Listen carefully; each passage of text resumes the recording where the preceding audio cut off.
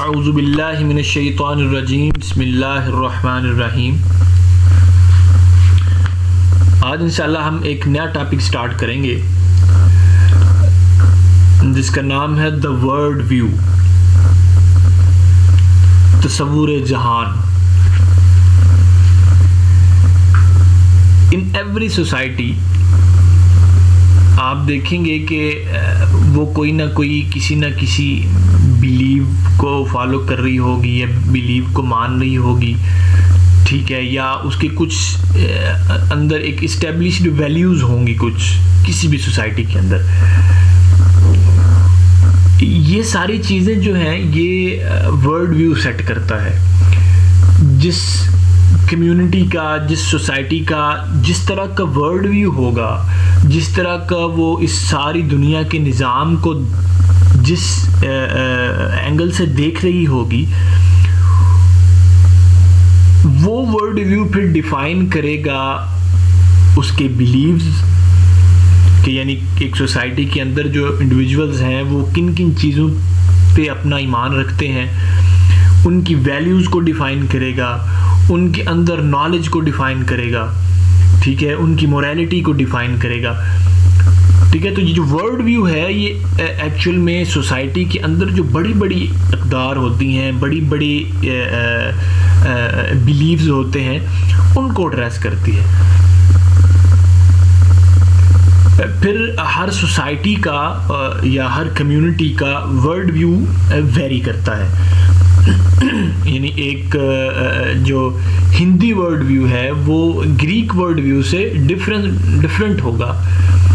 Hindi world view जो है वो इस्लामिक वर्ल्ड व्यू से डिफरेंट होगा या कुरानिक वर्ल्ड व्यू से डिफरेंट होगा। इसी तरह कुरानिक वर्ल्ड व्यू जो है वो वेस्टर्न वर्ल्ड व्यू से डिफरेंट होगा, ठीक है। तो इस तरह जो आप सोसाइटी टू सोसाइटी देखेंगे ये वर्ल्ड व्यू चेंज करेगा, यानी वो बिलीव्स और वो वैल्यूज़ चेंज होंगी जिन पे वो माशरा बेस करता है। वर्ल्ड व्यू क्या है, इसे स्टार्ट करते हैं। Definition: a collection of beliefs, a collection of values and beliefs about conception of the world held by society is called the world view। यानी एक सोसाइटी के अंदर जो वैल्यूज़ और बिलीव्स इस्टेब्लिश्ड होते हैं ना, उन्हें हम कहते हैं वर्ल्ड व्यू। यानी वर्ल्ड व्यू से हमें पता चलता है कि जो एक पर्टिकुलर सोसाइटी है वो किन किन बिलीव्स और किन किन वैल्यूज़ की हामिल है। अच्छा, वर्ल्ड व्यू के अंदर जो सोसाइटी जिन वैल्यूज़ को ऑन करती है ना, या जिन कॉन्सेप्ट्स को वो ऑन करती है, वो असल में उस सोसाइटी के बिल्डिंग ब्लॉक्स होते हैं, ठीक है। यानी उन ब्लॉक्स से वो एक सोसाइटी बनी होती है। वो बिल्डिंग ब्लॉक्स कौन कौन से हैं? सबसे पहला जो बिल्डिंग ब्लॉक है, यानी जो हम इस यहाँ पे भी स्टडी करेंगे बिल्डिंग ब्लॉक्स को, ये जो पूरा वर्ल्ड व्यू है ये इन्हीं बिल्डिंग ब्लॉक्स से मिलकर बनता है। वो बिल्डिंग ब्लॉक्स ही हम इसमें डिस्कस करेंगे। जब उनको हमने डिस्कस कर दिया तो इट मीन्स हमारा जो वर्ल्ड व्यू है एक पूरी सोसाइटी का, उसे जज कर लिया हमने। तो बिल्डिंग जो ब्लॉक्स है उसमें सबसे पहला जो ब्लॉक है वो है एपिस्टेमोलॉजी या कॉन्सेप्ट ऑफ नॉलेज।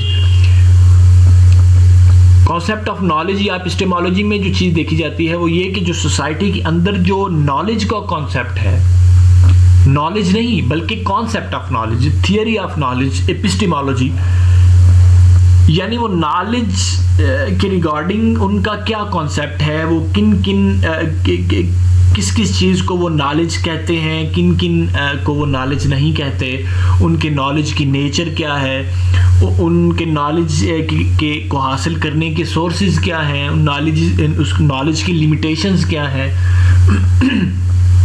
उस नॉलेज का पर्सपेक्टिव क्या है। ये सारी चीज़ें जो हैं ये कॉन्सेप्ट ऑफ नॉलेज या एपिस्टेमोलॉजी में हम डिस्कस करते हैं। अच्छा, सेकंड पे है जी कॉन्सेप्ट ऑफ मैन। ये इंसान से मुतल्लिक किसी सोसाइटी का कॉन्सेप्ट क्या है। कॉन्सेप्ट ऑफ वर्ल्ड, इस दुनिया के हवाले से किसी भी सोसाइटी का कॉन्सेप्ट क्या है। उसके बाद कॉन्सेप्ट ऑफ मोरालिटी यानी अखलाकियात के बारे में जो सोसाइटीज़ हैं उनका पॉइंट ऑफ व्यू या उनका कॉन्सेप्ट क्या है। यहाँ मैं आपको एक चीज़ बताता चलूँ कि इसमें पूरे टॉपिक में तमाम डिसिप्लिन्स की या तमाम सोसाइटीज़ की जो है वो मैं एपिस्टेमोलॉजी को नहीं बताऊंगा, बल्कि दो वर्ड व्यूज़ जो हैं, सॉरी एपिस्टेमोलॉजी क्या है, दो वर्ड व्यूज़ का कंपैरिजन हम यहाँ पे करेंगे। एक साइंस या साइंटिफिक वर्ड व्यू और दूसरा जो है वो इस्लामिक वर्ड व्यू।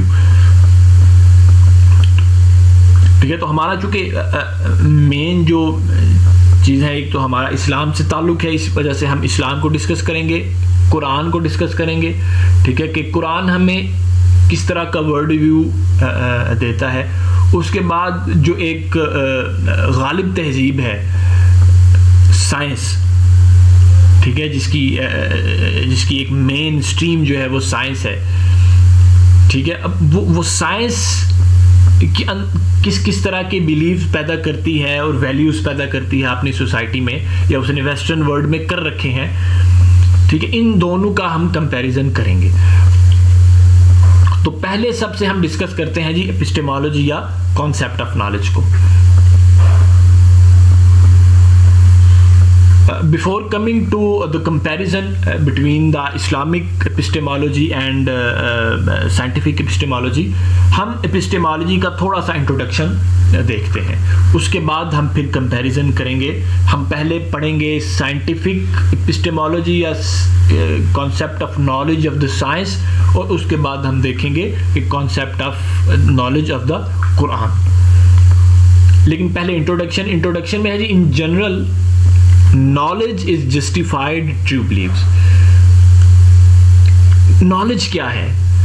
knowledge असल में वो true beliefs हैं, वो जिन पे जो हमारे वो beliefs हैं उनकी justification का नाम है। यानी जिस चीज़ को मैं मानता हूँ, मेरे पास अगर उसकी justification है तो वो एक knowledge होगा। without justification जो है वो knowledge exist नहीं करेगा।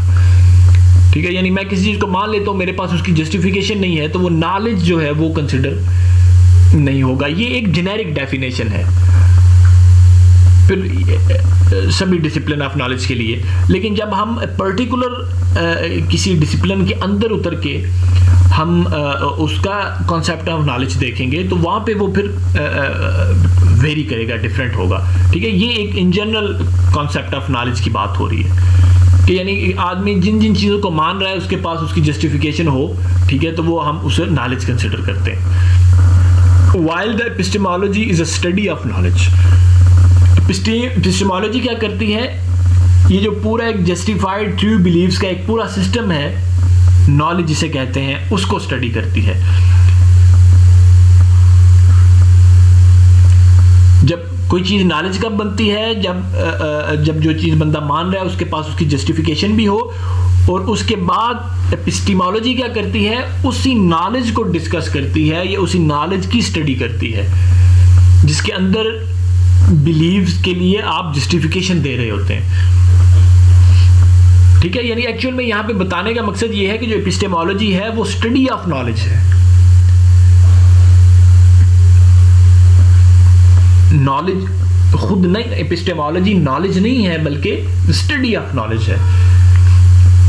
एपिस्टीम of any discipline has its own set of terminology which is quite different from any other discipline.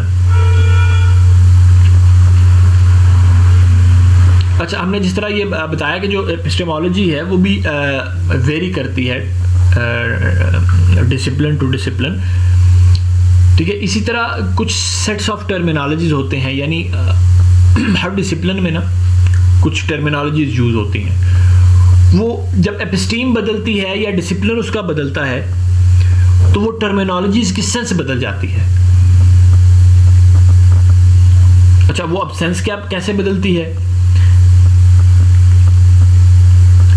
Let's suppose the term used in the physics are not taken with the same sense in any other discipline of knowledge. For example, the term time is used in physics can not be taken with the same sense in poetry or in religion. अब देखें, हम अगर physics की example लें तो physics में जब हम किसी टाइम टर्म को यूज़ करेंगे तो टाइम एक फिजिकल कंडीशन में आपके सामने आएगा। फिजिकल कंडीशन से मुराद ये आएगा कि एक फ्लो आप देखेंगे टाइम का जो आप को आगे अपने बहाव में लेके जा रहा है, ठीक है। उसे जब आप आइंस्टाइनियन नज़र से देखेंगे, मैकेनिक्स में रख के देखेंगे, तो वो कभी टाइम डायलेशन बन जाएगा, कभी वो बताएगा कि जो टाइम है जो वो रिलेटिव होता है, एब्सोल्यूट नहीं होता, ठीक है। यही आप अगर आप न्यूटोनियन की नज़र से देखें, न्यूटोनियन मैकेनिक्स से देखें, तो यही टाइम फिर जो रिलेटिव था वो एब्सोल्यूट बन जाएगा, और फिर हम जो जितनी भी इक्वेशंस हैं वो सारी एब्सोल्यूट टाइम को एब्सोल्यूट रख के उनसे डिराइव करेंगे। तो यानी टाइम जो है वो फिजिक्स के अंदर जो है वो एक फिजिकल वैल्यू होगी, ठीक है। यही टाइम, यही टर्म जो है जब जाएगी पोइट्री में तो सेंस बदल जाएगी इसकी। वही जो वहाँ पे हम बात कर रहे थे कि कभी टाइम रिलेटिव है, पर्सन टू पर्सन चेंज करता है, अगर स्पीड ज़्यादा होगी तो टाइम जो है वो वेरी करेगा, ठीक है। यही टाइम जो है जब पोइट्री में आएगा तो एक और सेंस में आएगा। उसमें कभी वो हिजर का वक्त होगा, कभी वो विसाल का वक्त होगा, कभी वो किसी के इंतज़ार का वक्त होगा, महबूब के इंतज़ार का वक्त होगा, ठीक है। तो ये पोइट्री में वो अपनी सेंस चेंज कर लेगा, ठीक है। चूँकि अब एपिस्टीम बदल गई, डिसिप्लिन तो बदला ही, लेकिन डिसिप्लिन के साथ साथ उसकी एपिस्टीम भी बदल गई, ठीक है। तो एपिस्टीम के बदल जाने से उसकी जो टर्मिनोलॉजी है उसकी सेंस बदल गई।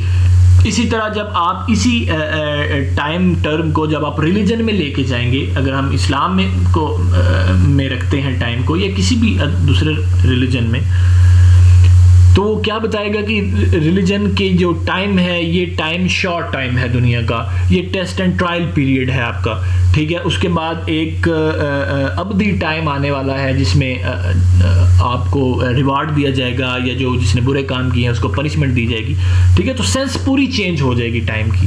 रिलीजन में टाइम किसी और सेंस में यूज़ हो रहा है, पोइट्री में किसी और सेंस में यूज़ हो रहा है, फिजिक्स या साइंस में जो फिजिकल साइंसेज हैं उसमें किसी और तरह यूज़ हो रहा है, सोशल साइंसेज में किसी और तरह यूज़ हो रहा था, ठीक है। तो जो टर्मिनोलॉजी है वो भी अपनी सेंस चेंज कर जाती हैं। अच्छा, एपिस्टेमोलॉजी में अब कौन कौन सी चीज़ें हम डिस्कस करेंगे? एपिस्टेमोलॉजी तो एक मेन टॉपिक हुआ ना। एपिस्टेमोलॉजी के अंदर हम जब स्टडी करेंगे नॉलेज को, तो नॉलेज को स्टडी करते हुए हम किन किन चीज़ों को पढ़ेंगे? सबसे पहले पर्सपेक्टिव ऑफ नॉलेज, सेकंड पे मीनिंग ऑफ नॉलेज, थर्ड पे नेचर ऑफ नॉलेज, फिफ्थ पे सोर्सेज ऑफ नॉलेज, ठीक है। इसके अलावा भी है, अगर हमें टाइम मिला तो हम इंशाल्लाह डिस्कस करेंगे टाइप्स ऑफ नॉलेज क्या है, लिमिटेशंस ऑफ नॉलेज क्या है, लेकिन मेन जो है नॉलेज से रिलेटेड वो यही है, इन्हीं में सारी चीज़ें डिस्कस हो जाती हैं। अच्छा, अब हम आते हैं जी पर्टिकुलर एपिस्टेमोलॉजी पे, और सबसे पहले हम पढ़ते हैं epistemology of science. Epistemology of science में सबसे पहले हम पढ़ेंगे पर्सपेक्टिव ऑफ नॉलेज, कि साइंस के अंदर नॉलेज का पर्सपेक्टिव क्या है, यानी वो साइंस किस जाविया नज़र से या किस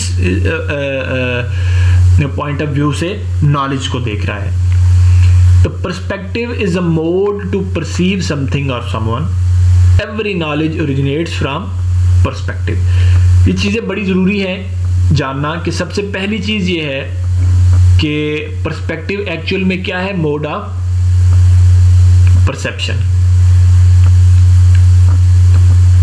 आप जिस चीज़ को परसीव कर रहे हैं उसका मोड डिफाइन करेगा उसका पर्सपेक्टिव।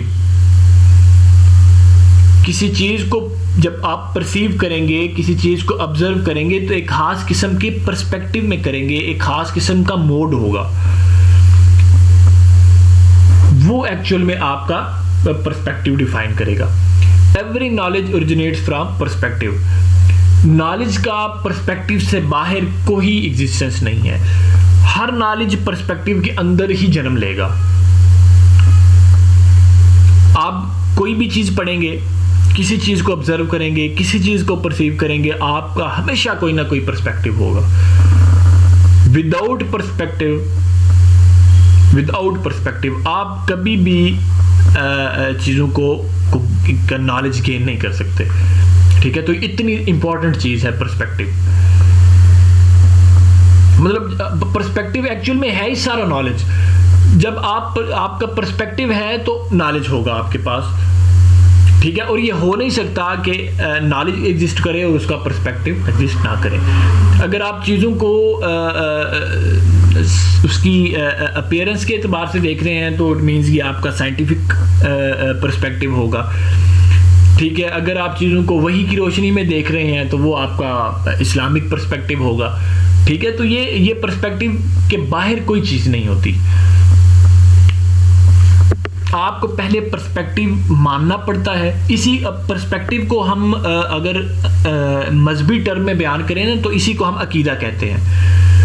अकीदा एक्चुअल में पर्सपेक्टिव डिफाइन करता है कि किस पर्सपेक्टिव से आपने चीज़ों को देखना है। साइंस भी एक्चुअल में एक अकीदा है, एक पर्सपेक्टिव है जो आपको बताता है कि इस पूरी यूनिवर्स को आपने इन पर्सपेक्टिव से देखना है। इसी तरह दीन भी या इस जो मज़हब है वो भी आपको एक ख़ास किस्म का अकीदा और ख़ास किस्म का पर्सपेक्टिव देता है। उससे फिर नॉलेज डिफाइन होता है कि नॉलेज एक्चुअल में इस पर्सपेक्टिव से जो हमें नॉलेज हासिल हुआ है वो क्या है। There are two perspectives or mode of perceptions: natural mode of perceptions and rational mode of perceptions. Just दो perception mode of perception exist करते हैं, या जस्ट दो तरह के पर्सपेक्टिव है अगर हम वाइडर सेंस में उसको डिफाइन करें। सबसे पहला है जी नेचुरल मोड ऑफ परसेप्शन और नेचुरल पर्सपेक्टिव, और दूसरा है रैशनल मोड ऑफ परसेप्शन और rational perspective. The perspective of science is rational. अब साइंस का अकीदा क्या है? रैशनल, यानी वो रैशनल मोड ऑफ परसेप्शन से चीज़ों को ऑब्जर्व करता है। अब रैशनल मोड ऑफ परसेप्शन क्या है ये हम आगे बताएंगे। ठीक है, लेकिन चूंकि हमने अभी ये अभी बयान किया है कि मेनली दो पर्सपेक्टिव एग्जिस्ट करते हैं, natural perspective and rational perspective. जो हमारा साइंटिफिकल पर्सपेक्टिव है वो हमारा रैशनल पर्सपेक्टिव है। अच्छा, वो रैशनल पर्सपेक्टिव क्या है? A perspective related to the object or thing and its mechanics, function and mechanism is called a rational perspective. जो चीज़ों से जो रिलेटेड होता है और उसकी जो मैकेनिक्स है या मैकेनिज्म जो बयान करता है उसे हम कहेंगे कि ये जो है रैशनल पर्सपेक्टिव है।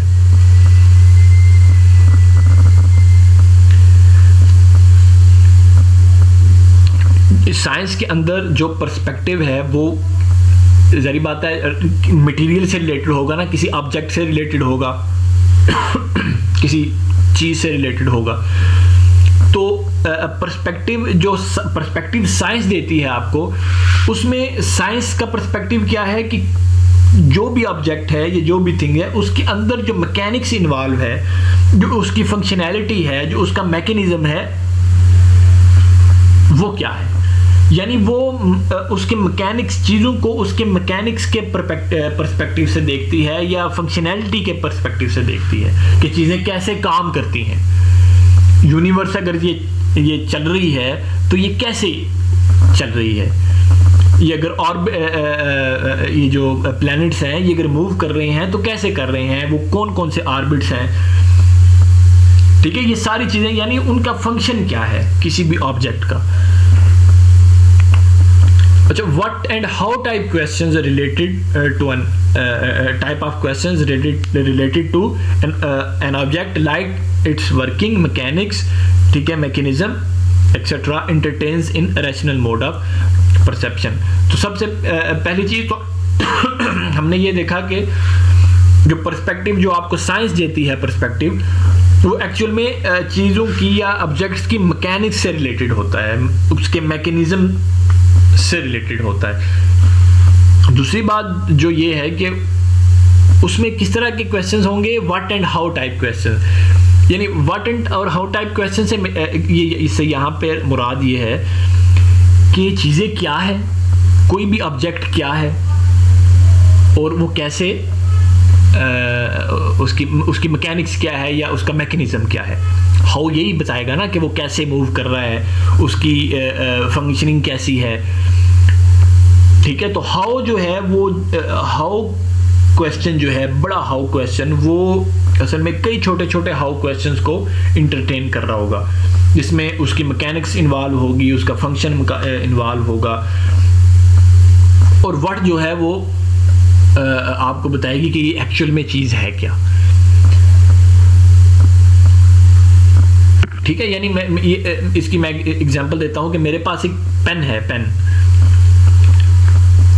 साइंस आप इससे रिलेटेड जब आपको नॉलेज देगी, वो कौन सा नॉलेज होगा? सबसे पहले व्हाट टाइप ऑफ नॉलेज कर लें कि ये क्या है।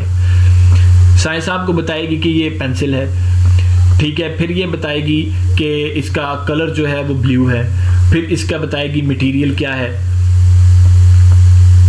ठीक है। फिर आपको बताएगी कि ये किसने बनाई है, ठीक है। ये तमाम चीज़ें बताएंगी कि ये चीज़ें क्या है। व्हाट वाला जो क्वेश्चन मार्क है वो बताएगा, ठीक है। हाउ में क्या चीज़ डिस्कस होगी, ये लिखती कैसे है, ठीक है, उसमें बताएगी कि जी इस पे इंक भरनी पड़ेगी आपको, ठीक है। तो इसमें पेन की फंक्शनिंग बताई जाएगी कि वो कैसे वर्क करती है। तो कोई भी चीज़ उठा लें, साइंस में जिस चीज़ को भी डिस्कस किया जाता है वो इन्हीं दो सारा जो उसका पर्सपेक्टिव है वो इन्हीं दो क्वेश्चन से होता है कि what is and how is, कि ये कैसे फंक्शन है इसका, या कैसे मैकेनिक्स है इसकी, या कैसे ये काम करती है, और ये है क्या।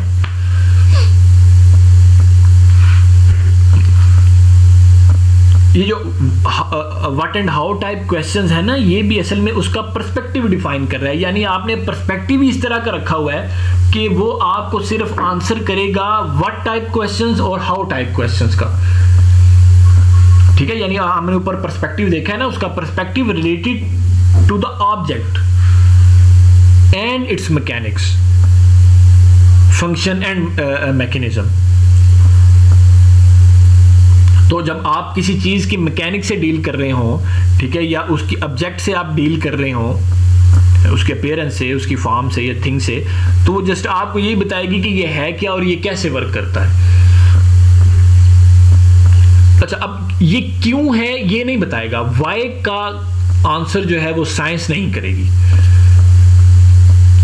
ठीक है। व्हाट, क्योंकि उसका पर्सपेक्टिव वाई का है ही नहीं। जब आपने पर्सपेक्टिव डिफाइन कर लिया, यानी उसका अकीदा डिफाइन कर लिया कि ये इस साइंस में हम जो चीज़ डिस्कस करेंगे वो ऑब्जेक्ट होगा, यानी वो मटेरियलिस्टिक कोई ऑब्जेक्ट होगा, और उसके अंदर हम उसकी मैकेनिक्स को डिस्कस करेंगे। तो चूंकि आपने एक पर्सपेक्टिव डिफाइन कर लिया है, और उसको पर्सपेक्टिव डिफाइन करने के बाद आपने अपने लिए खुद लिमिटेशन बना ली है कि हम इसमें अब व्हाट और how type question he deal कर सकते हैं। वाई टाइप क्वेश्चन यानी ये क्यों आया, इसका क्या पर्पस था, ये किसने बनाया, इन चीज़ों को साइंस डिस्कस नहीं करेगी। वाई टाइप क्वेश्चन जो है वो कभी भी साइंस डिस्कस नहीं करती। क्यों? क्योंकि इसका पर्सपेक्टिव नहीं है साइंस का चीज़ों को देखने का। अच्छा, every discipline of knowledge has its own perspective, and before understanding any discipline, it is essential to understand its perspective. ये भी बड़ी इंपॉर्टेंट चीज़ है कि जब भी आप किसी डिसिप्लिन को स्टडी करने लगें तो सबसे पहले उसका पर्सपेक्टिव आपने जानना है। जिस तरह भी हमने बात की ना साइंस की, तो साइंस का एक पर्सपेक्टिव है। वो पर्सपेक्टिव एक्चुअली में बताएगा कि उस पूरे डिसिप्लिन के अंदर किस किस तरह के क्वेश्चंस को एंटरटेन किया जाता है। For example, before studying physics, अब हम साइंस की फर्दर एक ब्रांच जो फिजिकल साइंस है या फिजिक्स है उसको हम देखते हैं कि वो क्या है उसमें, the studying before studying physics one must understand it's perspective. ठीक है, यानी अगर जब हम फिजिक्स को स्टडी करने बैठेंगे, ठीक है, तो हम देखेंगे कि फिजिक्स किन किन क्वेश्चंस को एंटरटेन कर रही है, तो उससे पहले हम उसका पर्सपेक्टिव देखेंगे। अब जो है फिजिक्स का पर्सपेक्टिव क्या है, physics is a study, perspective of physics is a study of the universe with reference to its origin and beginning। अब हमने ये पर्सपेक्टिव उसका डिफाइन कर लिया। अब जितना भी काम होगा फिजिक्स में वो इसी पर्सपेक्टिव से होगा। यानी जो ये यूनिवर्स है, स्टडी ऑफ यूनिवर्स है, उसकी study with reference to its origin, ये कहां से ओरिजिनेट हुई है, एंड इट्स बिगनिंग। ठीक है, तो ये स्टार्ट कहाँ से हुई है। तो इसमें फिजिक्स में हम जो हमारा जो पर्सपेक्टिव होता है वो यही होता है कि हम यूनिवर्स, यानी यूनिवर्स के अंदर फिर हर चीज़ आ जाती है, तो ऑब्जेक्ट को या यूनिवर्स को हम with reference to its origin देखेंगे या इट्स बिगनिंग देखेंगे।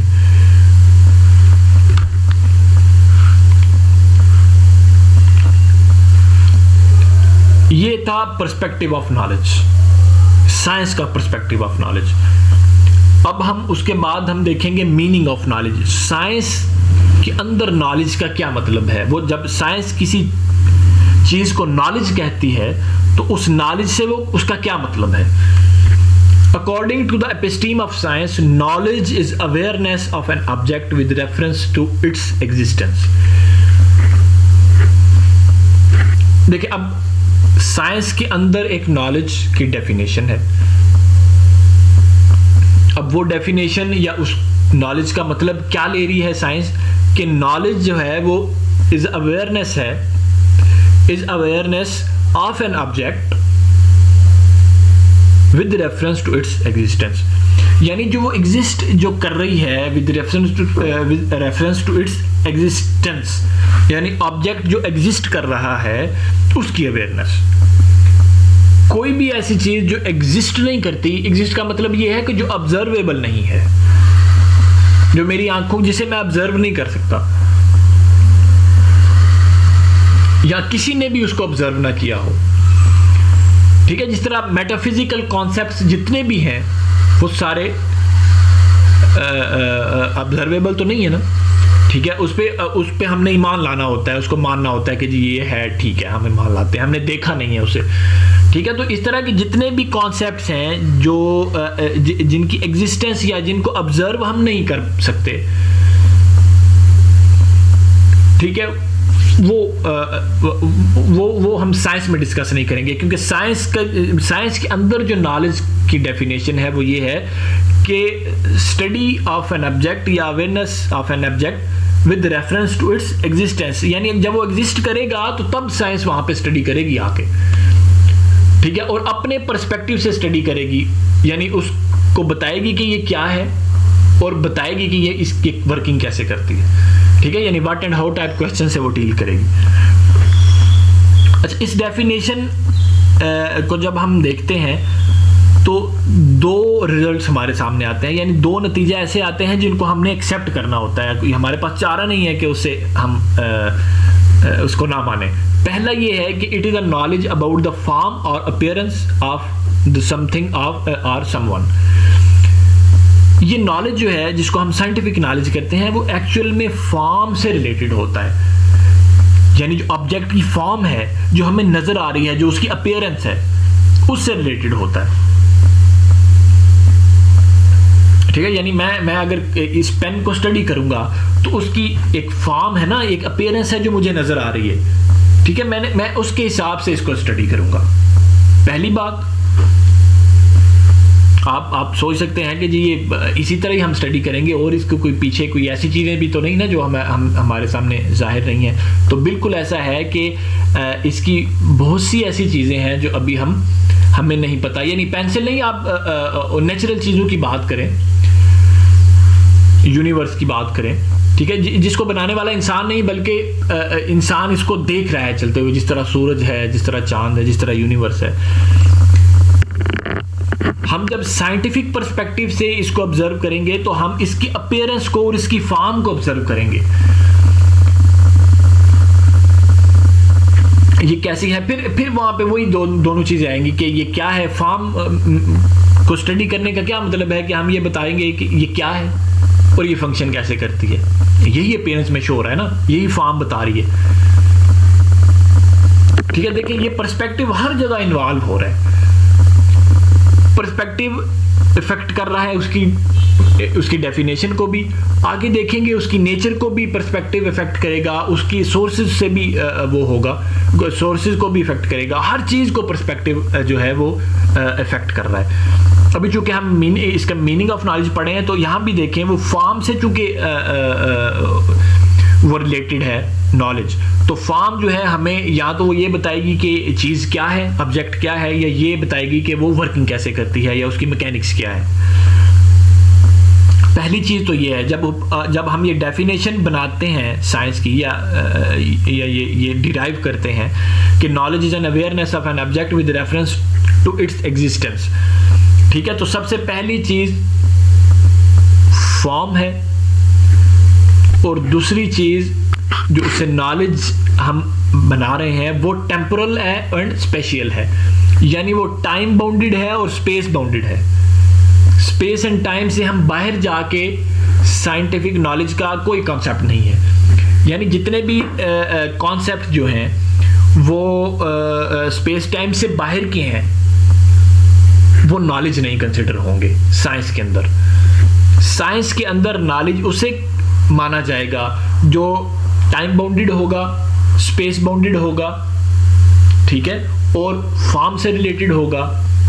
ये चीज़ें जो हैं ये साइंस के अंदर जब इन चीज़ों पे वर्किंग होगी या इन चीज़ों की अवेयरनेस होगी तो हम कहेंगे कि ये अब नॉलेज है। आगे इंशाल्लाह हम बहुत सी चीज़ें डिस्कस करेंगे, इसके सोर्सेज डिस्कस करेंगे, इसकी लिमिटेशन डिस्कस करेंगे। ठीक है, साइंस के पर्सपेक्टिव से भी, फिर कुरानिक पर्सपेक्टिव से भी। तो फिर आप देखेंगे कि साइंस और कुरान का जो दोनों का वर्ल्ड व्यू है उनमें बुनियादी क्या इख्तिलाफ है, तो ये इंशाल्लाह हम अगली क्लासेस में करेंगे।